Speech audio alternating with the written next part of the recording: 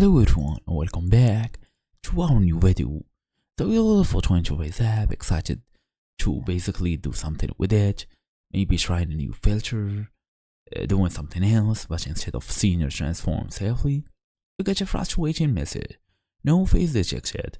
The app just refuses to recognize that there is a face in your perfectly good safely. So this usually means the AI is struggling to map your facial landmarks.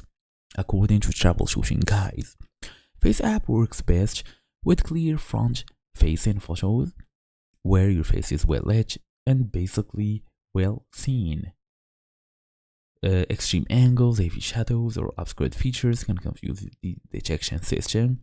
The good news is that this is always just a photo issue, not an app issue.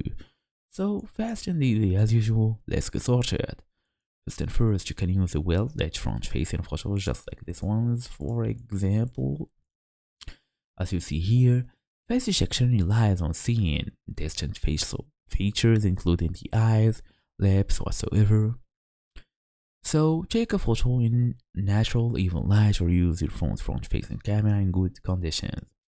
Then avoid any obstructions and extreme angles, like hair covering your eyes, large sunglasses, hand covering your mouth, whatsoever. Make sure also the photo is sharp. A blurry or pixelated image makes it difficult for the AI to identify facial landmarks. Also check the image size and format, just with a different photo, and as a last resort, go and try to update your app. So that's the whole idea. Thank you all for watching. I'll see you all in the next video.